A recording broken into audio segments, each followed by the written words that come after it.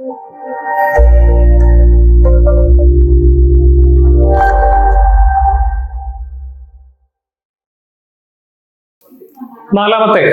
യൂണിറ്റിലേക്ക് നമ്മൾ പോവുകയാണ്. കൂടുതൽ അതുമായിട്ട് ബന്ധപ്പെട്ട് കൂടുതൽ മുഖവുരയൊന്നും ഞാൻ പറയുന്നില്ല. പൗരസ്ത്യ സാഹിത്യ സിദ്ധാന്തത്തിലെ ആധുനിക പ്രവണതകൾ. അപ്പൊ നമ്മള് ഏകദേശം 15-ാം നൂറ്റാണ്ട് വരെയുള്ള കാവ്യാലങ്കാരങ്ങളെ കുറിച്ച്, അല്ലെങ്കിൽ 15-ാം നൂറ്റാണ്ട് വരെയുള്ള ആലങ്കാരികന്മാരെ കുറിച്ച്, അവരുടെ സിദ്ധാന്തങ്ങൾ, അവരുടെ കാഴ്ചപ്പാടുകളെ കുറിച്ചൊക്കെയാണ് നമ്മൾ മുൻ ക്ലാസ്സുകളിൽ നമ്മൾ പറഞ്ഞത്. ഇവിടെ നമ്മൾ അതിനുശേഷം ആധുനിക കാലത്ത് അല്ലെങ്കിൽ പുതിയ കാലഘട്ടത്തിൽ ഉണ്ടായിട്ടുള്ള നമ്മുടെ പൗരസ്ത്യ ഭാരതീയ സാഹിത്യത്തിൽ ഉണ്ടായിട്ടുള്ള പ്രവണതകളെ കുറിച്ചാണ് പറയുന്നത്. മനസ്സിലാക്കുക, ഏകദേശം ഈ 17-18 നൂറ്റാണ്ടുകളിലൊന്നും ഇല്ല ഈ ഭാരതീയ സാഹിത്യ സിദ്ധാന്തവുമായിട്ട് ബന്ധപ്പെട്ട് ഭാരതീയ സാഹിത്യത്തിൽ അങ്ങനെ ശ്രദ്ധിക്കപ്പെടുന്ന കാര്യങ്ങളൊന്നും അങ്ങനെ ഉണ്ടായിട്ടില്ല എന്നുള്ളത് നമ്മൾ മനസ്സിലാക്കുക. അതിനുശേഷം പിന്നീട് അരബിന്ദോ ഘോഷ് എന്ന് പറയുന്ന എഴുത്തുകാരൻ, അദ്ദേഹം ഒരു യോഗിയായിരുന്നു. അരബിന്ദോ ഘോഷ് എന്ന് പറയുന്ന എഴുത്തുകാരനിലൂടെയാണ് പിന്നീട് എന്ത് ചെയ്യുന്നത് ഭാരതീയ സാഹിത്യ മീമാംസ പിന്നെയും വളരുന്നത് എന്നുള്ളത് നമ്മൾ മനസ്സിലാക്കണം. അരബിന്ദോ ഘോഷിന്റെ ചിത്രമാണ് അവിടെ കൊടുത്തിരിക്കുന്നത്. അരബിന്ദോ ഘോഷ് ഇങ്ങനെ പറയുന്നുണ്ട്, poetry rather determines its own form. The form is not imposed on it by any law, mechanical or external to it. എന്താ പറയുന്നത്? കാവ്യം ബാഹ്യമോ യാന്ത്രികമോ ആയ ഒരുവിധ നിയമത്തിലും അടിച്ചേൽപ്പിക്കേണ്ടതല്ല. രൂപം, കവിത സ്വയം അതിന്റെ രൂപം തീരുമാനിക്കുന്നു. എന്താ പറയുന്നത്? കവിതയുടെ രൂപം എന്ന് പറയുന്നത് കാവ്യം ബാഹ്യമായോ യാന്ത്രികമായോ ഒരുവിധ നിയമത്തിലും അടിച്ചേൽപ്പിക്കേണ്ട ഒന്നല്ല. കവിത സ്വയം അതിന്റെ രൂപം എന്ത് ചെയ്യുന്നുണ്ട്? തീരുമാനിക്കുന്നുണ്ട്, അല്ലെ? Poetry rather determines its own form. സ്വയം അതിന്റെ രൂപം തീരുമാനിക്കുന്നുണ്ട്. The form is not imposed on it by any law, mechanical or external to it. നമ്മൾ എന്ത് ചെയ്യേണ്ടതില്ല? ബാഹ്യമോ യാന്ത്രികവുമായിട്ട് അതിന് അടിച്ചേൽപ്പിക്കേണ്ടതില്ല എന്ന് അദ്ദേഹം പറയുന്നത് അദ്ദേഹത്തിന്റെ ദ ഫ്യൂച്ചർ പോയട്രി എന്ന ഗ്രന്ഥത്തിലൂടെയാണ്. ദ ഫ്യൂച്ചർ പോയട്രി എന്താണ്? അദ്ദേഹത്തിന്റെ ഭാവി കഥ എന്ന ഗ്രന്ഥത്തിലാണ് അദ്ദേഹം ഈ കാര്യം പറയുന്നത്. ഫ്യൂച്ചർ പോയട്രിയെ കുറിച്ച് പറയുകയാണെങ്കിൽ 1917 മുതൽ 20 വരെ ആര്യ എന്ന മാസികയില് ഉദ്ദേശം 32 ഭാഗങ്ങളായിട്ടാണ് ഈ ഒരു കാവ്യം പ്രസിദ്ധീകരിച്ചിട്ടുള്ളത് എന്നുള്ളത് നമ്മൾ മനസ്സിലാക്കുക. അപ്പൊ അദ്ദേഹം എന്താ പറഞ്ഞത്? കാവ്യത്തിന്റെ രൂപം എന്ന് പറയുന്നത് ബാഹ്യമോ യാന്ത്രികമോ ആയ ഒരു വിധത്തിലും നമ്മൾ അടിച്ചേൽപ്പിക്കേണ്ട ഒന്നല്ല. കവിത സ്വയം അതിന്റെ രൂപം തീരുമാനിച്ചോളും എന്നായിരുന്നു അദ്ദേഹത്തിന്റെ അഭിപ്രായം.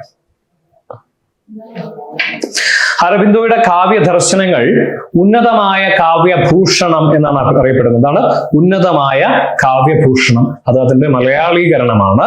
സത്യത്തിൽ അത് സുപ്രീം പോയറ്റിക് അറ്റേർനസ് എന്നാണ് പറയുന്നത്. Supreme poetic utterances. അതിന് നമുക്ക് എന്ത് വിളിക്കാം? ഉന്നതമായ കാവ്യഭൂഷണം എന്നോ അല്ലെങ്കിൽ പരമോച്ഛ കാവ്യഭൂഷണം എന്നോ നമുക്ക് അതിനെ വിശേഷിപ്പിക്കാം എന്ന് പറയുന്നത്. ഔന്നിത്യ കാവ്യഭാഷണത്തിന്റെ ഒരു തരി വീണാൽ കവിതയുടെ ബാക്കി ഭാഗങ്ങളും എന്ത് ചെയ്യുന്നു? മറവിൽ നിന്ന് വീണ്ടെടുക്കപ്പെടുമെന്നാണ് അദ്ദേഹം തന്റെ കാവ്യ ദർശനത്തെ കുറിച്ച് പറഞ്ഞത്, അല്ലെ? എന്താണ്? ഔന്നിത്യ കാവ്യഭാഷണത്തിന്റെ ഒരു തരി വീണാൽ മതി. എന്താണ്? കവിതയുടെ ബാക്കി ഭാഗങ്ങളും മറവിയിൽ നിന്ന് കണ്ടെടുക്കപ്പെടും എന്ന് അദ്ദേഹം പറയുന്നു. കവിയുടെ ദർശനത്തെ അരബിന്ദോ രണ്ടായിട്ട് വിഭജിക്കുന്നുണ്ട്. എന്താണ്? ആത്മദർശനമെന്നും ലോകദർശനമെന്നും അദ്ദേഹം എന്ത് ചെയ്യുന്നു? രണ്ടായിട്ട് അതിനെ വിഭജിക്കുന്നുണ്ട്. ഇവയുടെ ഈ ആത്മദർശനത്തിന്റെയും ലോകദർശനത്തിന്റെയും ആവിഷ്കരണമാണ് കവിത എന്ന അഭിപ്രായക്കാരനായിരുന്നു അദ്ദേഹം. എന്താണ്? അദ്ദേഹം കവിയുടെ ദർശനത്തെ ആത്മദർശനമെന്നും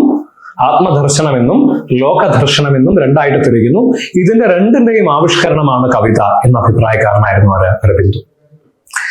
കലയിലെ സാങ്കേതികതകളെ അദ്ദേഹം എന്ത് ചെയ്യുന്നില്ല? അനുകൂലിക്കുന്നില്ല എന്നുള്ളത് നമ്മൾ കാണുന്നുണ്ട്. അദ്ദേഹം എന്ത് ചെയ്യുന്നില്ല?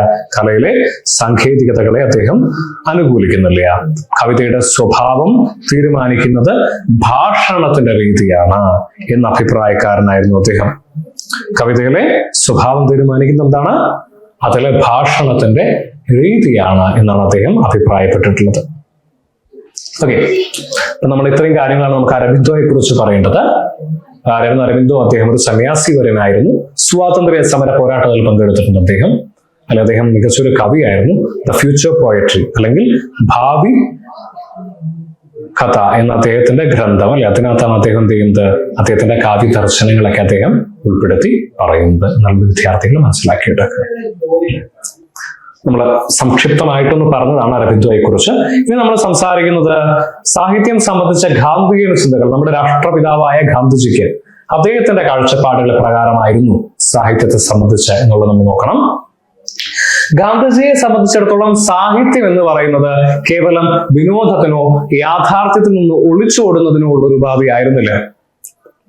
മറിച്ച് അദ്ദേഹം എന്താണ്, അത് വിദ്യാഭ്യാസത്തിനും ധാർമ്മികമായ ഉന്നമനത്തിനും സാമൂഹിക പരിവർത്തനത്തിനുമുള്ള ഒരു ഉപകരണമായിട്ടാണ് അദ്ദേഹം ആരെ കണ്ടത്? സാഹിത്യത്തെ അദ്ദേഹം നോക്കിക്കണ്ടിട്ടുള്ളത്. അല്ലെ, അദ്ദേഹം എന്തല്ല, അദ്ദേഹം പറയുന്നത് സാഹിത്യം എന്ന് പറയുന്നത് വിനോദത്തിന് വേണ്ടി മാത്രമുള്ളതല്ല, മറിച്ച് അത് സാമൂഹ്യ പരിവർത്തനത്തിന് വേണ്ടിയിട്ട്, ധാർമ്മികമായ ഉയർച്ചയ്ക്ക് വേണ്ടിയിട്ട്, അല്ലെങ്കിൽ വിദ്യാഭ്യാസം നേടുന്നതിന് വേണ്ടിയിട്ടൊക്കെയുള്ള ഉപകരണമാണ് എന്ന വാദമാണ് ആര് മുന്നോട്ട് വെച്ചത്? മഹാത്മാഗാന്ധി മുന്നോട്ട് വച്ചിട്ടുള്ളത് എന്നുള്ളത് നിങ്ങൾ മനസ്സിലാക്കുക. സദ്ഗുണങ്ങൾ വളർത്തിയെടുത്ത് വായനക്കാരെ പ്രചോദിപ്പിക്കാൻ സാഹിത്യത്തിന് സാധിക്കുമെന്ന് അദ്ദേഹം വിശ്വസിച്ചിരുന്നു. എന്താണ് ഗാന്ധിജിയുടെ വിശ്വാസം? എന്തായിരുന്നു?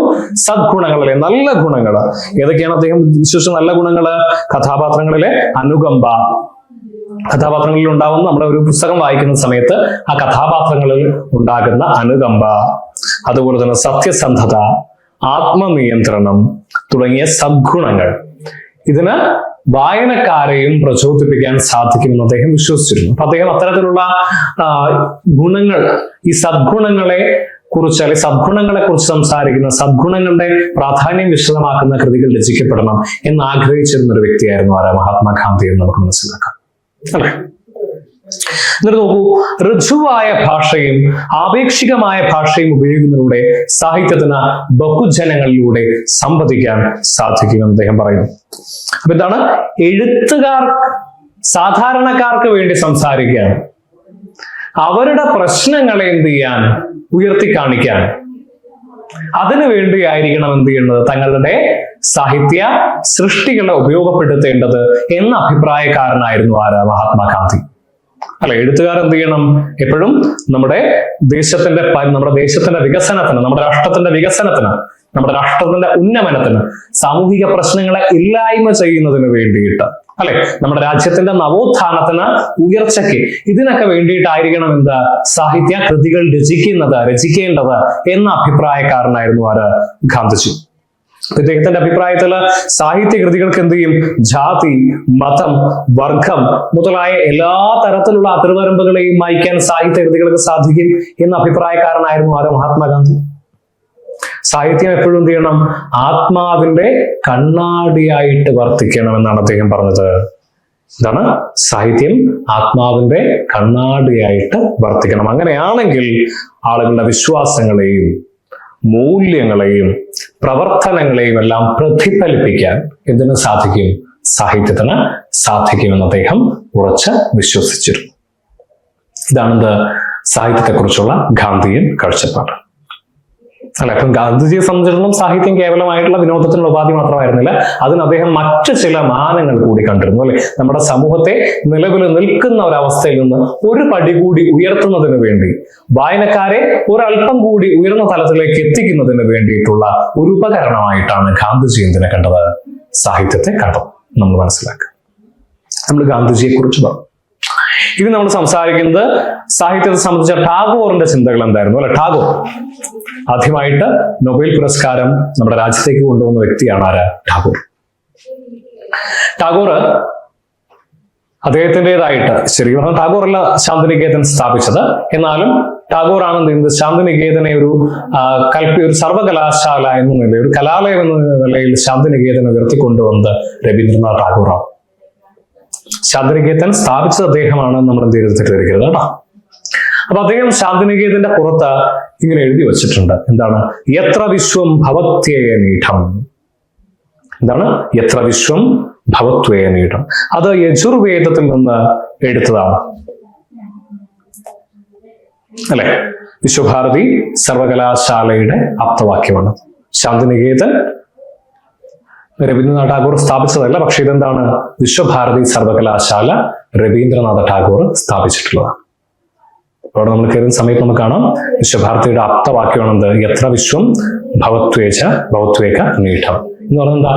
ലോകം ഒരു കിളിക്കൂടായിട്ട് ഭവിക്കുന്നു.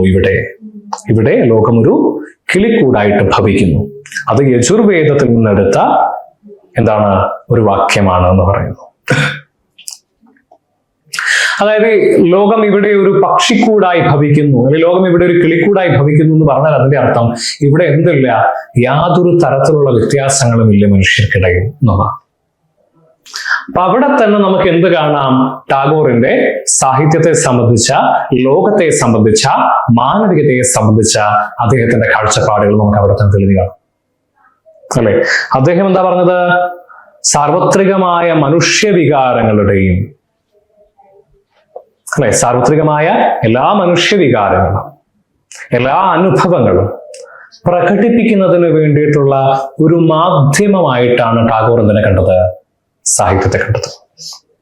നമ്മുടെ വികാരങ്ങളും അനുഭവങ്ങളും എല്ലാം പ്രകടിപ്പിക്കുന്ന ഒരു മാധ്യമം. അപ്രകാരമാണ് ടാഗോർ എന്തിനെ കണ്ടിട്ടുണ്ടായിരുന്നത്, അദ്ദേഹം സാഹിത്യത്തെ കണ്ടിട്ടുണ്ടായിരുന്നത് എന്നുള്ള വിദ്യാർത്ഥികൾ മനസ്സിലാക്കുക.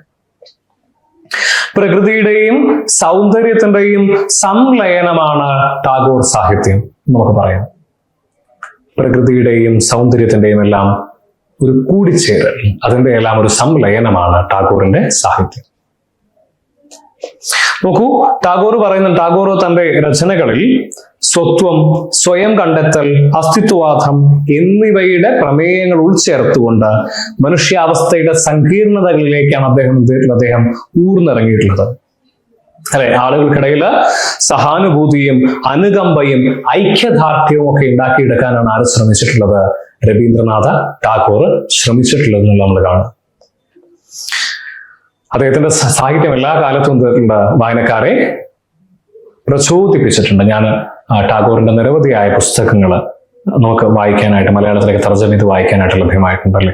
അദ്ദേഹം എന്ത് ചെയ്യുന്നു, അദ്ദേഹത്തിന്റെ ലോകം എന്ന് പറയുന്നത് അത്രമേൽ സുന്ദരമായിരുന്നു അല്ലെ. എല്ലായ്പ്പോഴും മനുഷ്യന്റെ ഏറ്റവും താഴേക്കിടയിലുള്ള മനുഷ്യർക്ക് പോലും സന്തോഷം ഉണ്ടാക്കുന്ന രീതിയിൽ, ഏറ്റവും താഴേക്കിടയിലുള്ള മനുഷ്യരുടെ പോലും വികാരങ്ങളെ പ്രതിഫലിപ്പിക്കാൻ, അവരെ പോലും ഉയർത്തിക്കൊണ്ടുവരാൻ ശ്രമിച്ചൊരു സാഹിത്യകാരനായിരുന്നു ആര്, രവീന്ദ്രനാഥ ടാഗോർ എന്നുള്ളത് നമ്മൾ പറഞ്ഞു വരുന്നത്.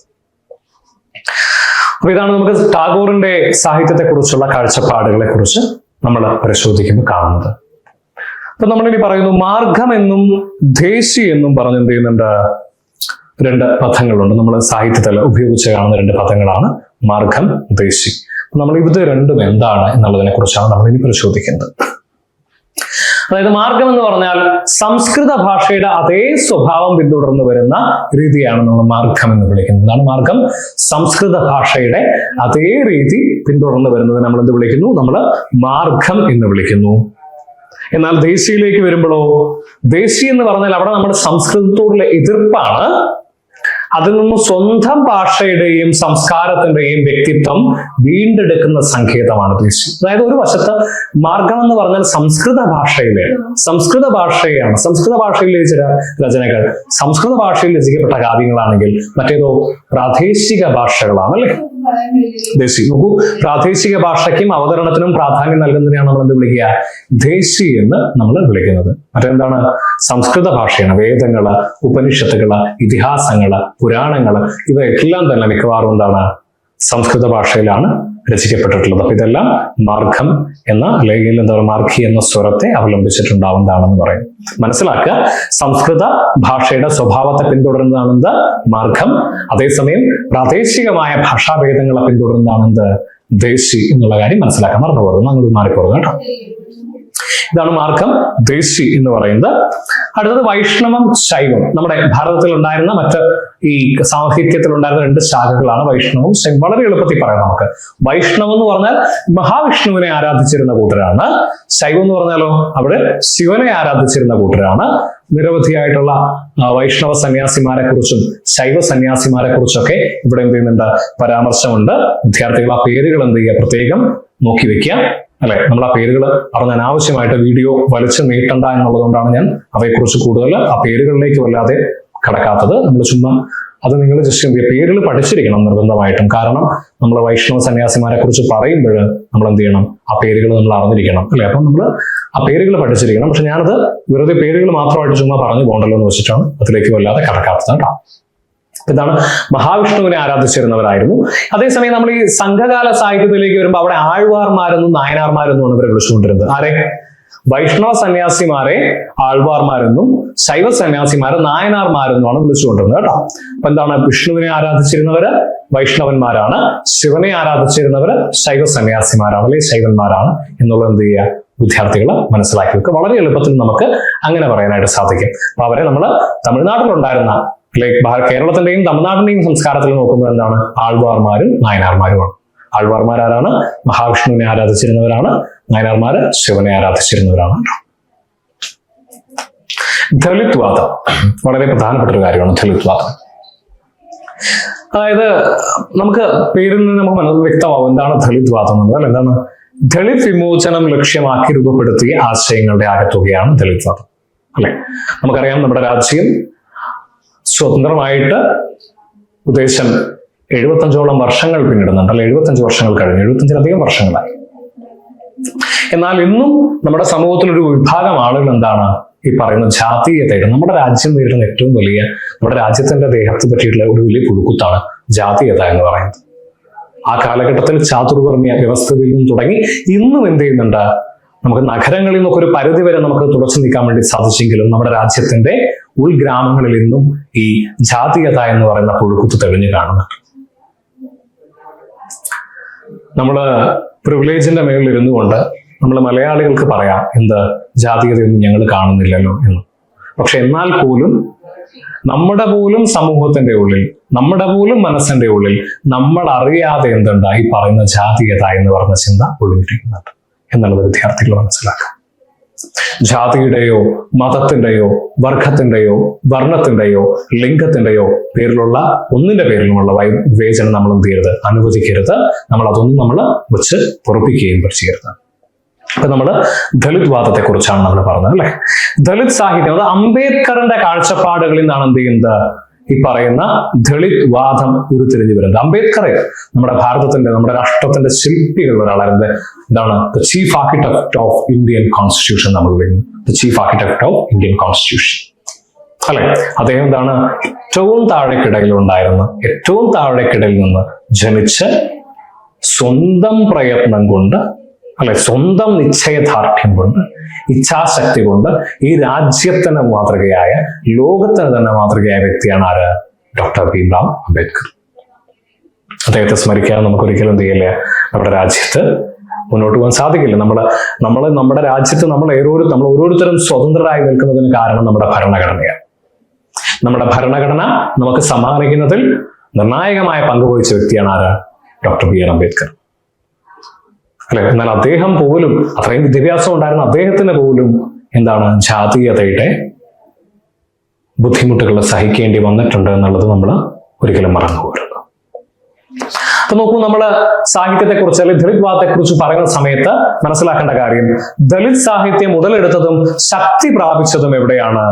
മറാത്തി സാഹിത്യത്തിലാണ്. എവിടെയാണ്? മറാത്തി സാഹിത്യത്തിൽ, അല്ലെ? മറാത്തി സാഹിത്യത്തിൽ നിരവധിയായ എഴുത്തുകാരന്മാരെ കുറിച്ച് എന്ത് ചെയ്യുന്നുണ്ട്? നമ്മൾ പറയുന്നുണ്ട്. നിരവധിയായ ദളിത് സാഹിത്യകാരന്മാര് ഇവിടെ പറയുന്നു. ശരൺകുമാർ ലിംബാളെ, ഓം പ്രകാശ് വാത്മീകി, പിന്നെ അതുപോലെ തന്നെ മുതലായ ലക്ഷ്മൺ ഗെയ്ക്വാദ് മുതലായ എഴുത്തുകാരൻ. ശരൺകുമാർ ലിംബാളയുടെയൊക്കെ അക്കർമാശി എന്ന് പറഞ്ഞ കൃതി, അല്ലെ, അർദ്ധജാതി അക്കർമാശി എന്ന് പറഞ്ഞ കൃതി അദ്ദേഹത്തിന് വളരെ ചെറിയ പ്രായം മുതൽ അനുഭവിക്കേണ്ടി വന്നിട്ടുള്ള ജാതീയമായിട്ടുള്ള ബുദ്ധിമുട്ടുകളെ കുറിച്ച്, അതിനെക്കുറിച്ച്, അല്ലെ, അവർണനായി ജനിക്കേണ്ടി വന്ന മനുഷ്യൻ താൻ അനുഭവിക്കേണ്ടി വരുന്ന ബുദ്ധിമുട്ടുകളെ കുറിച്ച് പറയുന്നതാണെന്ത്? ദളിത് സാഹിത്യം. ദളിതർക്ക് വേണ്ടി ദളിതർ സംസാരിക്കുന്നത്. അപ്പൊ നമുക്കത് എന്ത് ചെയ്യാം? അത്തരത്തിലുള്ള ദളിത് സാഹിത്യകാരന്മാർ, നിരവധിയായ ദളിത് സാഹിത്യകാരന്മാര് നമ്മുടെ രാജ്യത്തുണ്ടായിട്ടുണ്ട്, അല്ലെ? ഞാനിവരെ ജാതിയുടെ പേരിൽ നമ്മൾ ഒരു വേർതിരിച്ച് കാണുന്നതല്ല. പക്ഷെ എന്നാൽ പോലും നമ്മൾ മനസ്സിലാക്കേണ്ടത് ഇന്നും എന്ത് ചെയ്യുന്നുണ്ട്? ഈ അവരനുഭവിക്കുന്ന ബുദ്ധിമുട്ടുകളെ കുറിച്ച് പറയേണ്ടത്, അല്ലെങ്കിൽ അവർ നേരിടേണ്ടി വരുന്ന വിവേചനങ്ങളെ കുറിച്ച് പറയേണ്ടി വരുന്നത് ഇന്നും എന്താണ്? അത്യാവശ്യമാണ്. അല്ല, നമ്മുടെ സമൂഹത്തിൽ ഇന്നും അത് നടന്നുകൊണ്ടിരിക്കുന്ന ഒരു നഗ്നമായ യാഥാർത്ഥ്യമാണ് എന്നുള്ള കാര്യം വിദ്യാർത്ഥികൾ തിരിച്ചറിയും. മഹാരാഷ്ട്രയിലെ ആദ്യത്തെ ദളിത് സാഹിത്യകാരനാണ് ആര്? അന്നഭവ് സാഥെ എന്ന് പറയുന്ന എഴുത്തുകാരൻ. ആരാണ്? അന്നഭവ് സാഥെ. ജ്യോതിറാവ് ഫൂലെയാണ് ദളിത് എന്ന് പറയുന്ന പദം ആദ്യമായിട്ട് ഉപയോഗിക്കുന്നത്. ജ്യോതിറാവ് ഫൂലെ അദ്ദേഹമാണ് ആദ്യമായിട്ട് ദളിത് എന്ന പദം ഉപയോഗിക്കുന്നത്. നമ്മുടെ കേരളത്തിലേക്ക് വരുന്ന സമയത്ത് നമ്മുടെ കവിതകളില്, നമ്മുടെ കഥകളില്, നമ്മുടെ നാടകങ്ങളിലെല്ലാം ഈ പറയുന്ന പോലെ ദളിത് അവര് അനുഭവിക്കേണ്ടി വരുന്ന സമൂഹത്തിലെ പാർശ്വവൽക്കരിക്കപ്പെടുന്ന ജനങ്ങൾ, സമൂഹത്തിലെ മാറ്റി നിർത്തപ്പെടുന്ന ജനങ്ങൾ, ഇവരനുഭവിക്കേണ്ടി വരുന്ന ബുദ്ധിമുട്ടുകളെ കുറിച്ച് എന്ത് ചെയ്യുന്നുണ്ട്? ഒരുപാട് സാഹിത്യകൃതികൾ ഉണ്ടായിട്ടുണ്ട്. നമ്മുടെ മഹാകവികളെ എടുത്ത് പരിശോധിക്കുകയാണെങ്കിൽ കുമാരനാശാന്റെ ചണ്ഡാല ഭിക്ഷുകി, അല്ലെ, മാതങ്കി എന്ന് പറയുന്ന ചണ്ഡാല യുവതി, അല്ലെ, ആ യുവതി എന്ത് ചെയ്യുന്നു? ഒരു ബൗദ്ധ സന്യാസിയായിട്ട് മാറുന്നതും ആ പരിവർത്തനത്തെ കുറിച്ചാണ് ചണ്ഡാല ഭിക്ഷുകി എന്ന് പറഞ്ഞ കാവ്യം പറയുന്നത്. ആശാന്റെ ഖണ്ഡകാവ്യങ്ങൾ, ആശാൻ രചിച്ചിട്ടുണ്ട് നിരവധിയായ ഖണ്ഡകാവ്യങ്ങൾ. ആദ്യമായിട്ട് നമ്മുടെ മലയാള കവിതയില് അല്ലെങ്കിൽ മലയാള സാഹിത്യത്തില് ഈ പറയുന്ന പോലെ ഒരു ദളിത് പക്ഷ അല്ലെങ്കിൽ ഈ പറഞ്ഞ പോലെ പാർശ്വവൽക്കരിക്കപ്പെട്ടവർക്ക് വേണ്ടി ആദ്യമായിട്ട് ശബ്ദമുയർത്തിയത് KP കറുപ്പൻ എന്ന് പറയുന്ന കവിയാണെന്ന് നമുക്ക് പറയാം. 1911 KP കറുപ്പൻ രചിച്ച ജാതിക്കുമ്മിയാണ് എന്ത് ചെയ്യുന്നത്? ആദ്യമായിട്ട് ഇത്തരത്തിലുള്ള ജാതീയമായ വേർതിരിവുകളെ ചോദ്യം ചെയ്ത മലയാള സാഹിത്യത്തിലെ ആദ്യത്തെ കവിത നമുക്ക് വേണമെങ്കിൽ പറയാം. ആശാന്റെ ഈ പറയുന്ന ചണ്ഡാല ഭിക്ഷുകി, പിന്നെ അതുപോലെ ഒരു തീയക്കുട്ടിയുടെ വിചാരം, ദുരവസ്ഥ മുതലായ കാവ്യങ്ങൾ ജാതീയതയുടെ അത്രമേൽ, അതായത് ആശാനെ സംബന്ധിച്ചുള്ള ആശാൻ ഒരു ഈഴവനായിരുന്നു, അല്ലെ.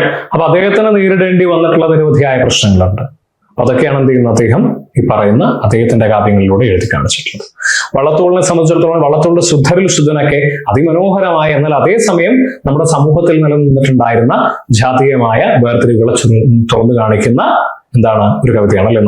നായരെ ഭവാൻ തന്നെ ശുദ്ധരിൽ ശുദ്ധൻ എന്നാണ് പറയുന്നത്. കാരണം എന്താ? വീട് കത്തിപ്പോയാലും കുഴപ്പമില്ലേ, അപമാനം, താങ്കൾ ശുദ്ധി പോകാണ്ട് നോക്കിയല്ലോ, അല്ലെ. ശുദ്ധരിൽ ശുദ്ധം എന്ന് പറഞ്ഞ കവിത ഇതാണ്. ഒരു വലിയ നായരുടെ എല്ലാം കത്തി പോകുമ്പോൾ എന്താണ്? തൊട്ടപ്പുറത്തുള്ള താഴ്ന്ന ജാതിക്കാരെല്ലാവരും പാഞ്ഞു വരികയാണ് എന്ത്? ഈ വീട് കെടുത്തുന്നതിന് വേണ്ടിയിട്ട്. അപ്പൊ നായർ തടയുകയാണ്. എന്താണ്? വേണ്ട, അത് ഇല്ലം തീപ്പിട്ട് പോലും കുഴപ്പമില്ല, ഇല്ലം കത്തിപ്പോലും കുഴപ്പമില്ല. എന്താണ്? അശുദ്ധിയാവും. ആണല്ലേ. മനുഷ്യന്മാരുടെ മനസ്സിലുണ്ടായിരുന്ന ജാതി ചിന്തകളെ കുറിച്ചാണ് അവിടെ പറയുന്നത്, അല്ലെ. ഉള്ളൂരിലേക്ക് വിടുമ്പോൾ ഉള്ളൂരിന്റെ അമ്പലക്കുളം എന്ന് പറഞ്ഞൊരു കവിതയുണ്ട്. എന്താണ്? ഒരു കുട്ടി ഒരു മുത്തശ്ശിയുടെ കൂടെ വന്നിട്ട് അമ്പലത്തിൽ കുളിക്കാനായിട്ട് ഇറങ്ങുകയാണ്. അപ്പൊ കുട്ടി വെള്ളത്തിൽ മുങ്ങിപ്പോകുന്നു, മുത്തശ്ശി നിലവിളിക്കുന്നുണ്ട്. അപ്പൊ എന്താണ്? തൊട്ടപ്പുറത്ത് പാടത്ത് പണിക്കുന്ന ഒരു മനുഷ്യൻ പാഞ്ഞു വരികയാണെന്ത്? ഈ കുട്ടിയെ വെള്ളത്തിൽ നിന്ന് രക്ഷിക്കാൻ വേണ്ടിയിട്ട്. മുത്തശ്ശി കല്ല് പെറുക്കിയിട്ട് ഈ മനുഷ്യനെറിയുക. കാരണം എന്താ? ദേവിയുടെ കൊളാണ് ഇയാൾ അശുദ്ധാക്കിയത്. മനുഷ്യന്റെ മനസ്സിലുണ്ടായിരുന്ന ജാതി ചിന്തയെ കുറിച്ച് നിങ്ങളൊന്ന് ആലോചിച്ച് നോക്കി. അപ്പൊ ഇത്തരത്തിൽ ആശാനും എന്താ പറയാ വള്ളത്തോളും ഉള്ളൂരും അവർ മാത്രമല്ല നിരവധിയായ എഴുത്തുകാരുണ്ട്. അവരുടെ പേരുകൾ നമ്മുടെ പുസ്തകത്തിനകത്ത് പറയുന്നുണ്ട്. വിദ്യാർത്ഥികൾ എന്ത് ചെയ്യുക? ആ പേരുകൾ സസൂക്ഷ്മം നോക്കുക. കവിതകൾ മാത്രമല്ല ചെറുകഥകളുണ്ട്, അല്ലെ. നിരവധിയായ ചെറുകഥകളുണ്ട് നമ്മുടെ നാട്ടില്. അതുപോലെ തന്നെ കേശവദേവ്, അദ്ദേഹത്തെ മറക്കാൻ വേണ്ടി പാടില്ല. അദ്ദേഹത്തിന്റെ കൃതികൾ, കേശവദേവിന്റെ കഥകളെല്ലാം എന്ത് ചെയ്യുന്നുണ്ട്? ജാതീയമായ വേർതിരിവുകളെ കുറിച്ച് പറഞ്ഞിരുന്ന കഥകളാണ് എന്നുള്ളത് എന്ത് ചെയ്യുക? മനസ്സിലാക്കുക. നാടകങ്ങൾ ഉണ്ടായിട്ടുണ്ട് മലയാളത്തിൽ നിരവധിയായ. ഇടശ്ശേരിയുടെ കൂട്ടുകൃഷി, കേശവദേവിന്റെ എന്താ പറയാ യാചകപ്രേമം, പാട്ടഭാക്കി എന്ന് പറയുന്ന നാടകം, ഇവയെല്ലാം ആ കാലഘട്ടത്തിൽ ഉണ്ടായിട്ടുള്ള ജാതീയമായ വേർതിരിവുകളെ കുറിച്ച് അല്ലെങ്കിൽ ജാതീയമായ വിവേചനങ്ങളെ കുറിച്ചൊക്കെ പറയുന്ന കൃതികളാണ് എന്നുള്ളത് എന്ത് ചെയ്യുക? വിദ്യാർത്ഥികൾ മനസ്സിലാക്കി വയ്ക്കുക.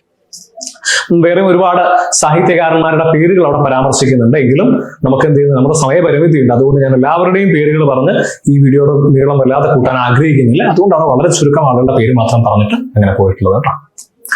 അപ്പൊ നമ്മൾ ദളിത് വാദം കഴിഞ്ഞാൽ പിന്നെ നമ്മൾ നോക്കുന്നത് സ്ത്രീവാദത്തിലേക്കാണ്. ഫെമിനിസം എന്ന് പറയുന്ന വാക്ക് നമുക്ക് വളരെ പരിചയമുള്ള, ഇന്നത്തെ കാലത്ത് നമുക്ക് വളരെ പരിചയമുള്ള ഒരു വാക്കാണ്. ഒരു 10 വർഷം മുമ്പൊന്നും അതായിരുന്നില്ല അവസ്ഥ. ഫെമിനിസം എന്ന വാക്ക് അത്ര കണ്ട് പ്രചാരം ഉണ്ടായിരുന്നില്ല. പക്ഷെ ഇന്ന് ഈ സാമൂഹ്യ മാധ്യമങ്ങളുടെ എല്ലാം വരവോടുകൂടി ഫെമിനിസം എന്ന് പറയുന്ന വാക്ക് വളരെയധികം പ്രചാരം നേടിയിട്ടുണ്ട്. എന്തൊക്കെയാലും നമുക്ക് നോക്കാം. എന്താണ് സ്ത്രീവാദം, ഇവ സാഹിത്യത്തിൽ എങ്ങനെയാണ് സ്ത്രീവാദം നിർവഹിക്കുന്നത് എന്നുള്ളതിനെ കുറിച്ച് നമുക്ക് നോക്കാം. നോക്കുക, സ്ത്രീവാദം എന്താണ്? സ്ത്രീവാദം ഭൗതികവും സാമ്പത്തികവും രാഷ്ട്രീയവുമായ ജീവിതത്തിന്റെ എല്ലാ വശങ്ങളിലും സ്ത്രീക്ക് കൂടി പരിപൂർണമായ പ്രാതിനിധ്യം ലഭിക്കുവാനും, ശ്രദ്ധിക്കാം, ഭൗതികവും സാമ്പത്തികവും രാഷ്ട്രീയവുമായ ജീവിതത്തിന്റെ എല്ലാ വശങ്ങളിലും സ്ത്രീക്ക് കൂടി പരിപൂർണമായ പ്രാതിനിധ്യം ലഭിക്കുവാനും സാമൂഹിക ബന്ധങ്ങളെ രൂപപ്പെടുത്തുവാനും നടത്തിയ ചരിത്രപരവും രാഷ്ട്രീയപരവുമായ മുന്നേറ്റമാണ് സ്ത്രീവാദം, അല്ലെ. എന്താണ് സ്ത്രീവാദം? എല്ലാ മേഖലകളിലും സ്ത്രീക്ക് കൂടി എന്താണ്? പൂർണ്ണമായ പ്രാതിനിധ്യം ലഭിക്കുന്നതിന് വേണ്ടി നടത്തിയ മുന്നേറ്റമാണെന്ത്? സ്ത്രീവാദം. 1895 ഏപ്രിൽ മാസം 25-ാം തീയതി പ്രസിദ്ധീകരിച്ചിട്ടുള്ള അത്വന്നം എന്ന് പറയുന്ന ആനുകാലികത്തിലാണ് ആദ്യമായിട്ട് ഫെമിനിസ്റ്റ് സംജ്ഞ ഉപയോഗിച്ചിട്ടുള്ളത്. ഫെമിനിസ്റ്റ് എന്ന് പറയുന്ന സംജ്ഞ ആദ്യമായിട്ട് ഉപയോഗിച്ചത് അത്വന്നം എന്ന് പറയുന്ന എന്ന് പറയുന്ന ഒരു ആനുകാലികത്തിലാണ്. ഏത് വർഷം? 1890. 100 വർഷങ്ങൾക്ക് മുമ്പ്. നിങ്ങൾ ഓർക്കുക, 125 വർഷങ്ങൾക്ക് മുമ്പാണ് എന്ത് ചെയ്യുന്നത്? ഫെമിനിസ്റ്റ് എന്ന് പറയുന്ന സംജ്ഞ ആദ്യമായിട്ട് ഉപയോഗിക്കുന്നത്. വിവിധ എന്താ പറയാ, ഫെമിനിസത്തിന് വിവിധ തലങ്ങളുണ്ട്. നമുക്ക് ഓരോന്നും എന്തൊക്കെയാണ്? Liberal feminism. എന്താണ് ലിബറൽ ഫെമിനിസം? സ്ത്രീകളുടെ വിദ്യാഭ്യാസം, വ്യക്തി സ്വാതന്ത്ര്യം, സാമൂഹിക സ്വാതന്ത്ര്യം, തുല്യ സ്വത്തവകാശം, തുല്യ ജോലി, അവസരങ്ങൾ, ഇവയൊക്കെയാണ് എന്ത്? ലിബറൽ ഫെമിനിസത്തിന്റെ ലക്ഷ്യം. ഫെമിനിസത്തെ തന്നെ നമുക്ക് വിവിധ വിഭാഗങ്ങളായിട്ട് വേർതിരിക്കാം. അതിലൊന്നാണ് ലിബറൽ ഫെമിനിസം. ഇവർ എന്താണ് പറയുന്നത്? വിദ്യാഭ്യാസം വേണം, വ്യക്തി സ്വാതന്ത്ര്യം വേണം, സാമൂഹികമായ സ്വാതന്ത്ര്യം വേണം, തുല്യ സ്വത്തവകാശം ഉണ്ടായിരിക്കണം, തുല്യ ജോലി ഉണ്ടായിരിക്കണം, തുല്യമായ അവകാശങ്ങൾ. ഇതിനു വേണ്ടി വാദിച്ചവരാണ് ആര്? ലിബറൽ ഫെമിനിസ്റ്റുകൾ. റാഡിക്കൽ ഫെമിനിസ്റ്റുകളുണ്ട്. അവരെന്താ പറയുന്നത്? ലിംഗാധിഷ്ഠിതമായ വിവേചനം അധികാര രാഷ്ട്രീയത്തിന്റെ നീചതന്ത്രമാണ്. അധികാര രാഷ്ട്രീയത്തിന്റെ നീചതന്ത്രമാണെന്ന് ലിംഗാധിഷ്ഠിതം, ആൺ പെണ്ണെന്ന് പറഞ്ഞുള്ള വേർതിരിവ്. സ്ത്രീത്വത്തിന്റെ പ്രചരണത്തിന് വേണ്ടി സ്ത്രീകൾ തന്നെ ഇത് നീക്കണം. ഈ പറയുന്ന ലിംഗാധിഷ്ഠിതമായ വിവേചനം നീക്കേണ്ടവരാരാണ്? സ്ത്രീകൾ തന്നെയാണ്. അതിനുവേണ്ടി നിങ്ങൾ എന്തും ഉപേക്ഷിക്കാൻ തയ്യാറാവണം എന്ന് ചെയ്തു റാഡിക്കൽ ഫെമിനിസ്റ്റുകൾ വാദിച്ചു. മറ്റൊരു വിഭാഗമാണ് മാർക്സിസ്റ്റ്, അല്ലെ? മാർക്സിസ്റ്റ് ഫെമിനിസ്റ്റുകൾ. കാൾ മാർക്സ്, സോഷ്യലിസത്തിന്റെ പിതാവ് എന്നറിയപ്പെടുന്ന കാൾ മാർക്സ്. അപ്പൊ മാർക്സിസ്റ്റ് ഫെമിനിസ്റ്റുകൾ എന്താ പറയുന്നത്? നോക്കുക, മാർക്സിസ്റ്റ് ഫെമിനിസ്റ്റുകൾ പറയുന്നത് ജോലിയിൽ നിന്നോ, അതായത് കുടുംബത്തിന്റെ വരുമാനത്തിൽ നിന്നല്ലാതെ, അല്ലെ, കുടുംബത്തിന്റെ വേതനത്തിൽ നിന്നല്ലാതെ ജോലിയിൽ നിന്നോ സാമൂഹിക ഉൽപാദന പ്രക്രിയയിൽ പങ്കാളികളാവുന്ന അവസ്ഥയിലേക്ക് സ്ത്രീകൾ ഉയരണം. കുടുംബത്തിലെ മറ്റാരെങ്കിലും തൊഴിൽ ചെയ്തു കൊണ്ടുവരുന്ന ആ പണം ചെലവാക്കുന്ന ആളുകൾ മാത്രമായി ഒതുങ്ങാതെ സ്വന്തമായി ജോലി ചെയ്തുകൊണ്ട് സ്ത്രീകൾ എന്ത് ചെയ്യണം? സാമൂഹിക ഉൽപാദന പ്രക്രിയയിൽ പങ്കാളികളാവുന്ന തരത്തിലേക്ക് ഉയരണം. ഇതെല്ലാം നമ്മുടെ സമൂഹത്തിന് ആവശ്യമുള്ള കാര്യമാണ് കേട്ടോ, അല്ല എന്നുള്ള അഭിപ്രായം എനിക്കില്ല. സ്ത്രീയുടെ ചൂഷണാനുഭവങ്ങളുടെ വ്യാപ്തിയും വൈയക്തികതയും ലിംഗപരതയും അവരുടെ പിന്നിലുള്ള പുരുഷ മേൽക്കോയ്മ രാഷ്ട്രീയവും കണക്കിലെടുത്തുകൊണ്ടുള്ള വിവേചന സമരത്തെയാണ് സോഷ്യലിസ്റ്റ് ഫെമിനിസ്റ്റുകൾ മുന്നോട്ട് വയ്ക്കുന്നത്. എന്താ പറയുന്നത്? സ്ത്രീകളുടെ ചൂഷണാനുഭവങ്ങൾ, അതിന്റെ വ്യാപ്തി, വൈയക്തികത, ലിംഗപരത, ഇതിന്റെയൊക്കെ പിറകിൽ എന്താണ്? പുരുഷ മേൽക്കോയ്മ രാഷ്ട്രീയമാണ്, പുരുഷ മേധാവിത്വ രാഷ്ട്രീയമാണ്, അല്ലെ? ഒരു മെയിൽ ഡോമിനൻസ് ആണ്. അപ്പൊ ഇത് കണക്കിൽ എടുത്തുകൊണ്ടുള്ള ഒരു വിവേചന സമരം ആര് നടത്തണം? സ്ത്രീകൾ തന്നെ നടത്തണമെന്ന അഭിപ്രായക്കാരായിരുന്നു സോഷ്യലിസ്റ്റ് ഫെമിനിസ്റ്റുകൾ. കൾച്ചറൽ ഫെമിനിസ്റ്റുകൾ ആവട്ടെ, അത് കൾച്ചറൽ ഫെമിനിസം എന്ന് പറഞ്ഞാൽ റാഡിക്കൽ ഫെമിനിസത്തിൽ നിന്ന് ഉരുത്തിരിഞ്ഞു വന്നിട്ടുള്ള ഒരു ആശയമാണ്. ഇവരെന്താ പറയുന്നത്? സ്ത്രീ സംസ്കാരം എന്ന ആശയത്തിന് ഊന്നൽ കൊടുക്കണം. ഇതാണ് സ്ത്രീ സംസ്കാരം എന്ന ആശയത്തിന് ഊന്നൽ കൊടുക്കണം എന്ന് പറഞ്ഞവരാണ് ആര്? കൾച്ചറൽ ഫെമിനിസ്റ്റുകൾ. ഇനി അടുത്തത് പോസ്റ്റ് ഫെമിനിസം, അല്ലെ? പോസ്റ്റ് ഫെമിനിസം 1980-കൾക്ക് ശേഷം, അല്ലെങ്കിൽ 1980-കളിൽ രൂപം കൊണ്ട ഒരു ചിന്താഗതിയാണ്. ഇവരെന്താ പറയുന്നത്? സ്ത്രീകൾക്ക് നേരെയുള്ള ലൈംഗിക ചൂഷണത്തെയും അമിതമായ സംരക്ഷണ മനോഭാവത്തെയും എതിർത്തു. അല്ലെ? ലൈംഗിക ചൂഷണം ഒരിക്കലും പാടില്ലാത്തതാണ്. അമിതമായ സംരക്ഷണ മനോഭാവം നമുക്ക് ഭയങ്കര പ്രശ്നമാണ്. നമ്മുടെ ഈ അടുത്ത് ഇൻസ്റ്റാഗ്രാമിൽ കാണില്ലേ, 6 മണിക്ക് കഴിഞ്ഞാൽ തീ തിന്നുന്ന ഏട്ടന്മാരൊക്കെ ഉണ്ട്. സ്ത്രീകൾക്ക് വീട്ടിൽ 6 മണിയായിട്ട് വീട്ടിലെത്തിയില്ലെങ്കിൽ തീ തിന്നുന്ന ഏട്ടന്മാരൊക്കെ ഉണ്ട്. അപ്പൊ ഇതൊക്കെ എന്താണ്? അമിതമായ സംരക്ഷണ മനോഭാവം. സ്ത്രീകളെ നമ്മള് പുരുഷന്മാർ സംരക്ഷിച്ചിട്ടില്ലെങ്കിൽ സ്ത്രീകള് നശിച്ചു പോവും, സ്ത്രീകൾ വഴിതെറ്റി പോകും എന്നുള്ളൊരു കാഴ്ചപ്പാടുണ്ട്. മനസ്സിലാക്കേണ്ടത്, ആരും ആർക്കും സ്വാതന്ത്ര്യം കൊടുക്കേണ്ടതില്ല. സ്ത്രീക്ക് സ്വാതന്ത്ര്യം കൊടുക്കേണ്ടവരല്ല പുരുഷന്മാര്, പുരുഷനിൽ നിന്നും സ്വാതന്ത്ര്യം നേടേണ്ടവരും അല്ല സ്ത്രീകൾ. എന്താണ്? രണ്ടു കൂട്ടരും വ്യത്യസ്തങ്ങളായ ഇൻഡിവിജ്വൽസ് ആണ്, വ്യക്തികളാണ്. സ്ത്രീക്ക് സ്ത്രീയുടേതായ വ്യക്തിത്വമുണ്ട്, പുരുഷന് പുരുഷന്റേതായ വ്യക്തിത്വമുണ്ട്.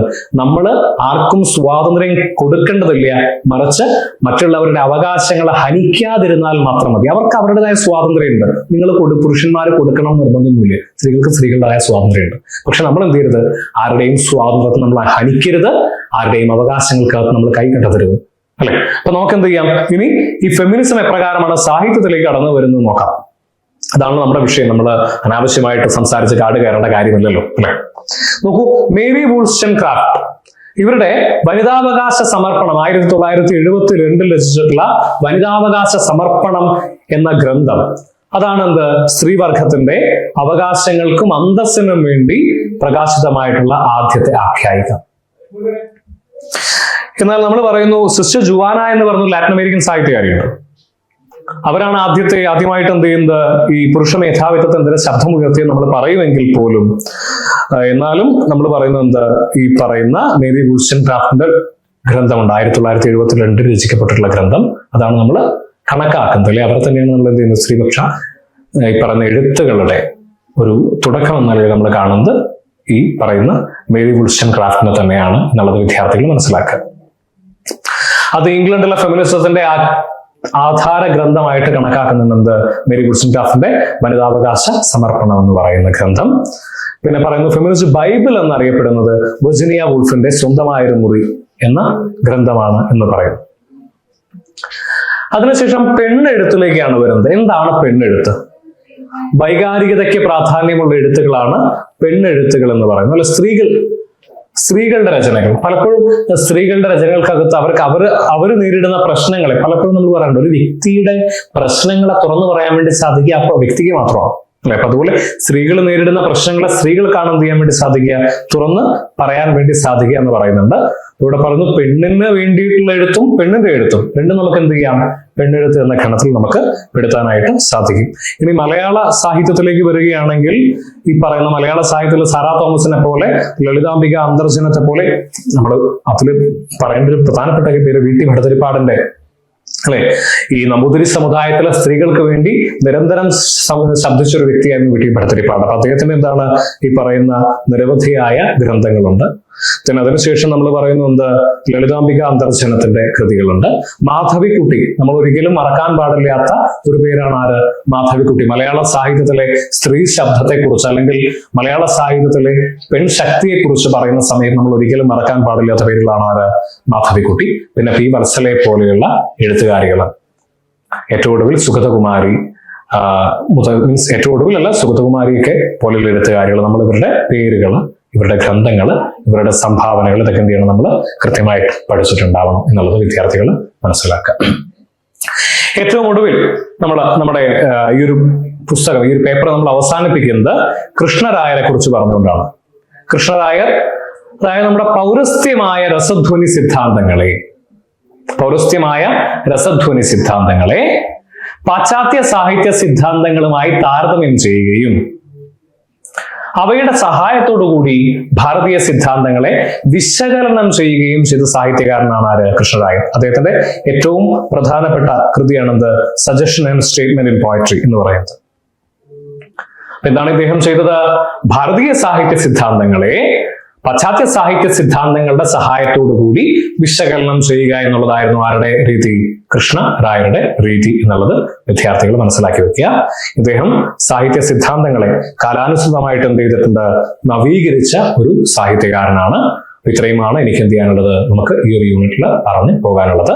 ഇത് നമുക്ക് കുറച്ചുകൂടി, അതായത് നിരവധിയായ സാഹിത്യകാരന്മാരുടെ ദളിത് സാഹിത്യത്തിലാവട്ടെ, അത് മലയാളത്തിലേക്ക് വരുമ്പോൾ മലയാളത്തിലെ ദളിത് സാഹിത്യത്തിലാവട്ടെ, സ്ത്രീപക്ഷ എഴുത്തുകാരുടെ പേരുകൾ, ഇതൊക്കെ നമ്മൾ ഓർത്തിരിക്കേണ്ടതായിട്ടുണ്ട്. നമ്മൾ പരമാവധി പേരുകൾ എന്ത് ചെയ്യുക, വിദ്യാർത്ഥികളെ പഠിക്കാനായിട്ട് ശ്രമിക്കുക. ഞാൻ നേരത്തെ പറഞ്ഞ പോലെ അനാവശ്യമായിട്ട് വീഡിയോയുടെ വലിപ്പം വർദ്ധിപ്പിക്കേണ്ട എന്നുള്ള ചിന്തയിലാണ് എന്ത് ചെയ്യുന്നത്, ഞാൻ കഴിയുന്നത്ര കുറച്ച് ആളുകളുടെ പേര് മാത്രം പരാമർശിച്ചു പോയിട്ടുള്ളത്. അപ്പൊ എന്തൊക്കെയാലും ശരി, നമുക്ക് വീണ്ടും കാണാം. എല്ലാവർക്കും നന്ദി.